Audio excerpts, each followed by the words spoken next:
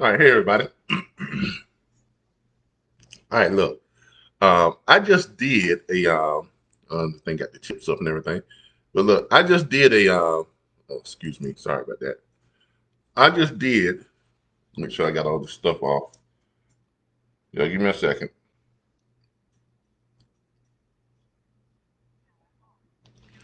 All right, want to make sure everybody can hear me.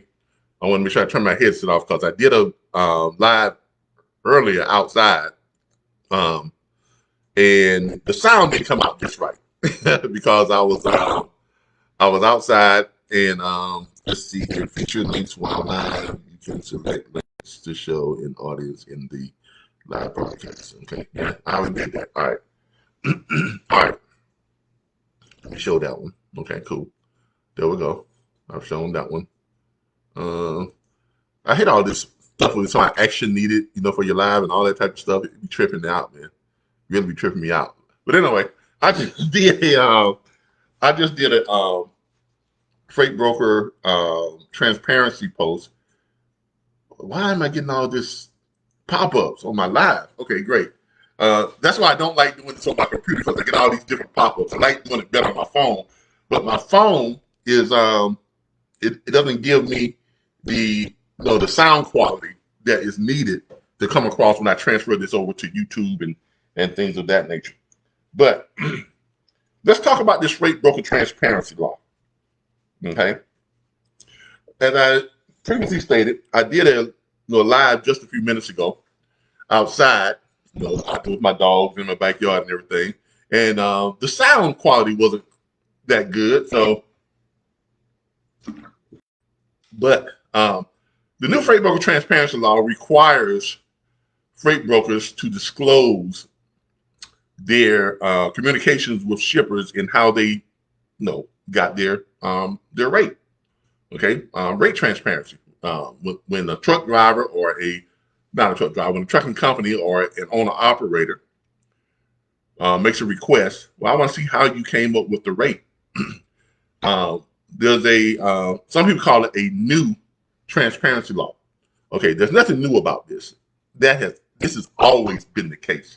Truck drivers, owner operators, trucking companies have always had the right to request a true and transparent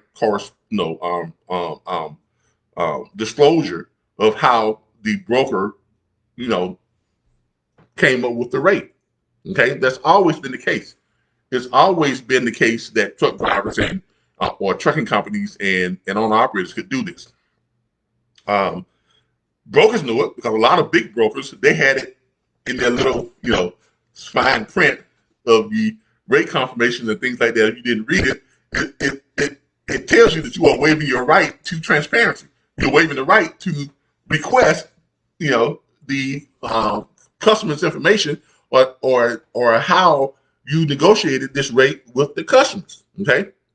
Now, here's the real problem. The reason why it's a problem now is because the Federal Carrier Safety Administration has come out and they have publicly said that we are reviewing this mandate and we're thinking about making it mandatory for brokers to provide this on every load day transite with a owner operator. Now, what has that done? That has made owner operators who were not aware that they had that right. Now they have become very much aware of it. And now they are going to be requesting that. And a lot of these brokerage firms that have been doing business this way for years, they want to cry about it now. Because look, for years I have been telling people in my freight broker training program and on my YouTube videos, I've always trained our freight broker agents and freight brokers who take our freight broker guaranteed career placement course at our vocational school. We've always trained them to negotiate margins. A margin is what you negotiate on top of the lane rate. The lane rate has always been and should always be what the carrier, the owner operator, the trucking company should be getting. Okay? Brokers are not supposed to be or should not be touching the lane rates. That's what the owner operator. The broker is supposed to negotiate a rate on top of that with the shipper to pay for their services. Okay, my service as a broker is to make sure that they help the shipper move the freight in the lanes that they need it moved in. Now, when I contact the shipper and we sit down and talk about that, I don't say to the shipper, Mr. Shipper, I'm going to take whatever the lane rate is, but I'm going to take my fee from the trucking company. No, that's not how I get paid as a broker. I have a bond. I have an authority. Because of that, I am supposed to negotiate with the shipper for the shipper to pay my service fee, to pay that fee, not the owner operator. So why should I be taking that from the lane rate? The lane rate is just what it is. It's a rate for that lane to be paid to the truck or the carrier or the trucking company that is moving the freight in that lane, that is running that freight, that is delivering that freight in that lane. Okay, brokers are not supposed to touch that. But for some reason, over the last 10, 15 years, you had all these new freight broker training that popping up everywhere, and half of them, 90% of them, have never actually ran a brokerage firm. So don't ask me what makes them qualified to teach people how to broker freight. I have no idea about that. But they have been teaching people, the wrong way. They've been teaching these new brokers to take the money from the lane rate. If the lane rate pops up and says, okay, this lane pays $3,000, then you take your $700,000, $800,000, $1,000 from that, and that goes in your pocket, and you put it on the load board for $2,000. That's stealing. Okay, if the lane rate says that the load, this lane pays to a reefer truck running from Tallahassee, Florida to Dallas, Texas, and that lane pays $4.10 for a reefer, then that's what the lane rate is. That's what the lane rate, that's what the truck driver or the trucking company should be getting for running that lane. Now, as I said before, that does not mean that some reefer trucks didn't run that lane for less than that $3.40 or $4.20 or whatever it is. Because some did. Some may have ran it for $2.90. Some may have ran it for $2.50 or $2. Also, by the same right, some may have ran it for as much as $5.50 or whatever the case may be. But out of all the reefer trucks that ran that lane in the last 90 days, that lane averages out to about what? $4.20 or 50 or whatever the lane rate is. And they give you, and when you do a lane rate, those of you who have done a lane rate the correct way, when you calculate the lane rates, when you pull up the lane rates, it gives you a 90-day lane rate, what that lane rate was for the last 90 days for that type of truck pulling that type of trailer in that same lane. It gives you a 60-day lane rate, and it gives you a 30-day lane rate, and it gives you a 7-day projection of what the lane rate is projected to be in over the next 7 days. Okay? And you're going to have one of these, they say, last 90 days, it may have been 425. Last 60 days, it may have been 452. The last 30 days, it may have been 415. It dropped down, or 420 something. It went down a little bit. So it's going to give you what's called a 7-day projection over the next 7 days. It's going to project that the lane rate is going to be somewhere in the neighborhood of 440, 430, or whatever the case may be. Whatever that 7-day projection is, or any of those rates that are in between that, that is what the lane rate is. That's what an owner operator should expect to be paid for running that lane. Now, that's not the broker's money. Okay? The shippers, they understand that. The customers, they understand that the lane rate is supposed to be is what the carrier should get approximately for running that lane. They also understand and they acknowledge that brokers are supposed to negotiate their margins with the broker. Now, over the last 10, 15 years, shippers have been letting it slide because it's not the shipper's job. They're under no obligation to tell a broker, hey, Mr. Broker, you're supposed to be negotiating a margin with us. If a broker fails to negotiate a margin, the shipper's they're under no obligation. They're under no legal or no moral obligation to say to that broker, well, Mr. Broker, that's money for the carrier. You should be negotiating a lane rate with us, so for us to pay you your fee. They're under no obligation to do that. They're under no legal or moral obligation to do that. And it would be stupid for a shipper to point that out to a broker when the broker is saving them money, even though the broker is doing something that's wrong, and that's morally wrong, but they're saving the shipper money, right? Now, what the broker should have been doing, because of the way this whole setup for brokers and shippers was set up, it was set up, in the mid 70s, early 80s, and from that time. And by the way, that's how I got my training. I got my training from an old school broker, from back in the day. And they taught me how to do it the right way. They taught me about negotiating lane rates and negotiating margins and negotiating. Even taught me how to set up negotiations with a shipper, your customer, to help the carrier offset some of their deadhead. See, a lot of y'all don't even know about that.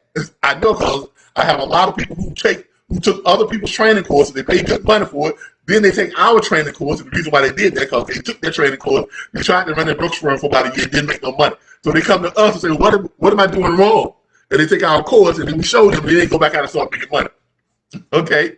But a lot of you new school brokers, you don't even attempt to help mitigate the deadhead miles like we do at the Brooks firm that we manage. Like with Hollywood, when we talk to shippers, we actually say, look, if you've got some freight that's obviously going to have some deadhead miles to it, the first 50 or 75 miles, that's on the carrier. That's fine.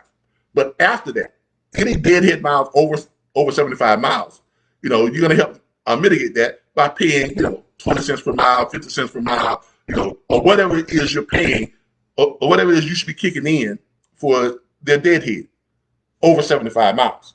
Now, if it's under 75 miles, that's fine.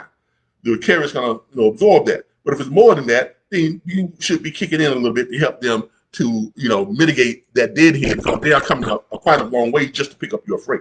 So we even enter that into our negotiations.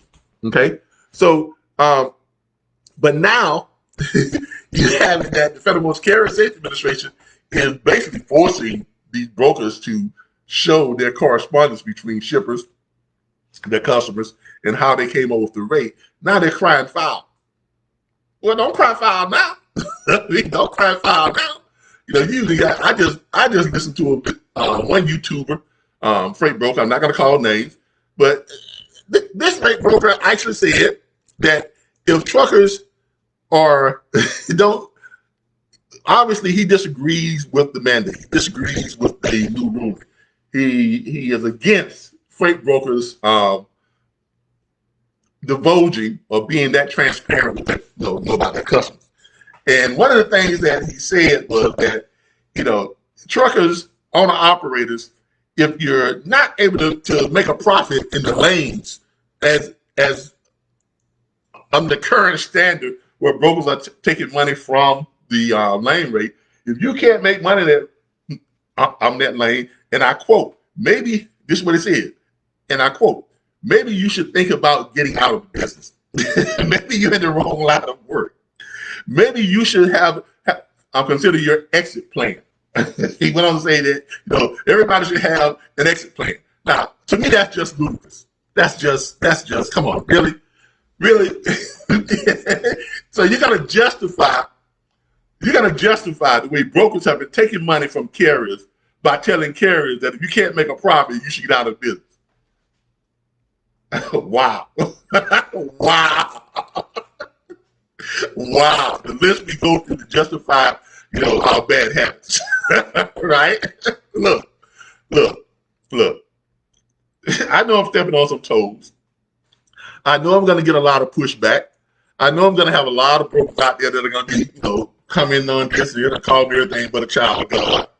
And they're going to say, I don't know what I'm doing. They're going to say I'm crazy or whatever, this is that. And I'm just totally out of my mind. But they've been saying that since 2017 when I started this whole, freight broker training thing and started broadcasting on YouTube and everything. They've been telling me since then that I knew what I was doing. And they all said, he'll be out of business within a year or so. But here it is, 2023, and I'm still going strong, still making money.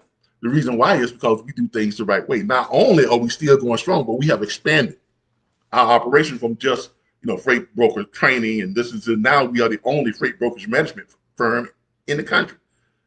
Freight brokers who are having trouble, making money, they've gotten their bond and their, the insurance and all the stuff they need, and they've been operating their brokerage firm for about 6 months to a year, and they haven't made any money. Guess what? They contract with us, and then within 3 to 4 months, we have them making money. We have them up to profitability. because we have taken over and started running the firm. We're the only freight brokerage management firm in the country. And we make money for these freight brokerage firms doing it the right way. We have never, ever, ever, ever, ever taken money from the lane rate to make that part of our margin. Never have we done that.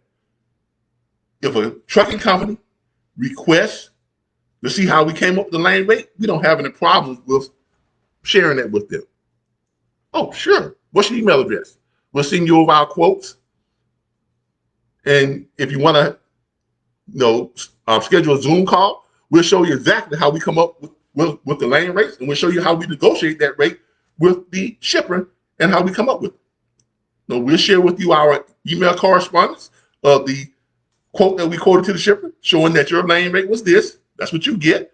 340, 410, 290, whatever the lane rate says that you're supposed to be getting. It shows that you're getting that, and then we negotiate our margin on top of it. Mr. Shipper, to move the freight within this lane, we're going to need a margin of about 23%. Shipper may come back and say, well, that's a little bit too high, Mr. Butler. Okay, well, great. Let's talk. Well, we were thinking more like 12%. Well, that's a little bit too low, Mr. Shipper. Okay, well, we're a little bit of ways apart, but let's see if we can get together, right? And then I may come back with, okay, well, I can see where you're, I can understand and see why you think this would be a little bit too high, but let's call it 17% and let's make a deal together. Well, I was thinking more like 14%. Well, then we said, well, we're not that far apart. Let's make a deal. So we put our heads together, we come up with 15%.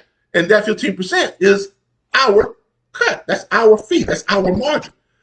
We have done nothing to the lane rate. We have not touched the carrier's money.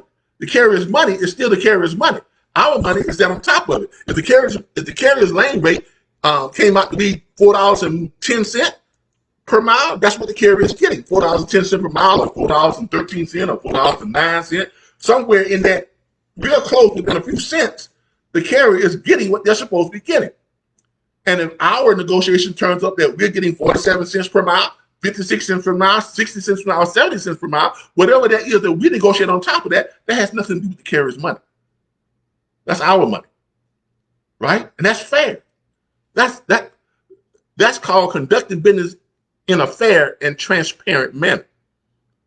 And that's how we have always been conducting business. So we do not have a problem divulging to owner operators how we set the rates, or if we place a rate on the load board, how we came up with that rate. Okay? We can always go back and show them, say, okay, here's what the lane rate was at that time, right? So you got exactly within a few cents or even a few cents more than what the lane rate said, and here's what we negotiated with the shipper for our fee, okay? I don't expect you to share your fee with us. You should not expect us to share our fee with you. That's fair. And no owner operator is going to bark at that, because owner operators, like everybody else, they are fair businessmen. They just want to get what is due to them. And for someone to say, because I'm taking money from what's due to them, if they can't make money with that policy, they need to get out of the business. I mean, really? Is that really your response to the years and years and years of brokers taking money from the carriers? Or, as I say, I'm going to say it, stealing money from the carriers? Because that's what it was. Okay? I mean, really? That's your response. That's the comeback. Where they can't make money in the industry, should get out. Right? I mean, that is cold. That is so cold, and it's so wrong, by the way. All right, look. Brokers really should man up. Take this like a man. As I say, put your big boy drawers on and take it like a man. Okay? Stop all the crying. Stop all the BITCH, stop all that, and just, deal with it. Take it like a man, right? And you can still make plenty of money doing business the right way. Okay, we have been doing business the right way since the beginning, and never worried about making money because we're doing business the right way. Even if the market shifts, okay, look, all this talk about, and this is just, all this stuff is just deflection when you hear these brokers talking about, well, it's a down market, and and